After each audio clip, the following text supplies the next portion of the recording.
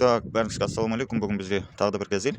Так, в общем, бұл 16 карбюратор 405, то есть 406 деген. Блогында 406 деп тұр ғой. Блокта мына жерде неше екені жазылып тұрады. Так, в общем, бұл жерде мәселе тоқ жағынан. В общем, генератор өртеп жібере берген қайта-қайта. Так, өзінің генераторын қазір шешіп алдық. Так, в общем, айтқан мәселе солай. Так, в общем, генераторның зарядкасының проводтары. Так, сосын мына жерде, мына қызықты қараңыздар. Так, клемма мынау. Мына жерде тоқ өтпегендіктен, мына провод қызып, қиылып бәрі. Мынандай жағдайға. Уже мынау ішінде санаулы талшық, и еще проводтың бәрі уже бір қызғандықтан, тоқ өткізгіш қасиеті азайып кетеді проводтың. И сосын ол одан әрі қарай балқиды, ериді ол провод. Вот уже машина өртену дейтін зат, осындай заттан басталады басы. Қарамай жүре берсеңіздер, мына окисленияның алдын алу керек. Мына окисленияны, клемманы 3 айда бір рет шешіп алып тазалап тұрғаныңыз өзіңізге жөн болады. Так, сосын мәселе блок предохранитель жағында, машинаның бойында уже замкани болғандықтан, уже блок предохранительдің зарядка беретін тұяғын өртеп жіберген.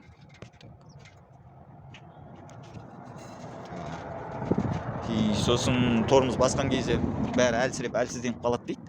Демек, уже көліктің бойында мына предохранительдер өзінің номиналы бойынша тұрған жоқ.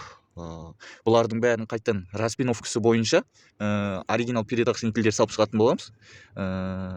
Tesla деген предохранительді салғандарыңыз жөн болады. Бірақ көбісі айтады, Тесланы жанбайды, оңайлыққа өртенбейді дейді. Егер сіз 10-дің орнына, 15-дің орнына, и сосын 5-тің орнына салатын болсаңыз, сізде бәрі автоматты түрде жанатын болады. Сіз когда 10-дің орнына әкелесе 30-дық салып қоясыз, әлде болмаса осындай міне китайский предохранительдер саласыз. Осының бәрі уже машина өртенуіне себепші болады да. Так, сосын мына жерде көзіміз тағы да бір затқа түсіп кетті да.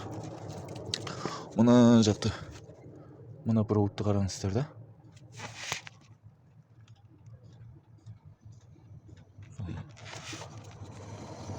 Жанған провод да. Сырты еріген. В общем, мында тағы да проводтар бар.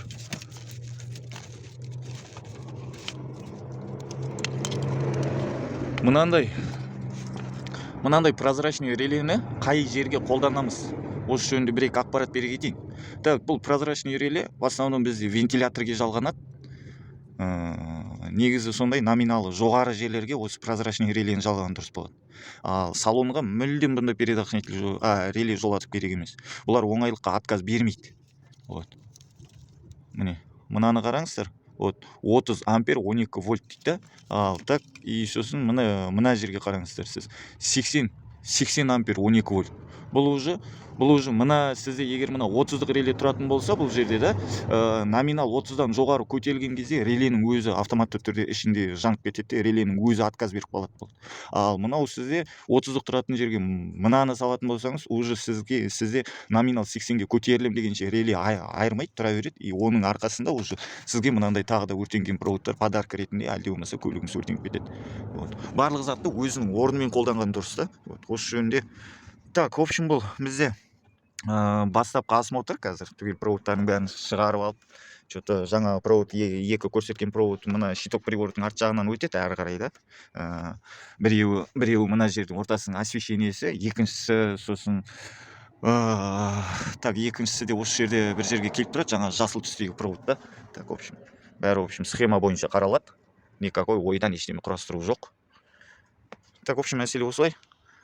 Егер сізде газель автокөлігі болатын болса, каналымызға подписка, YouTube каналымыздың атын жазып кететін боламыз. Так, сол жаққа да подписка жасап қойсаңыз, ол жақта да газель жөнінде біршама ақпараттар бар. Вот, в общем, мәселе осылай ендеше.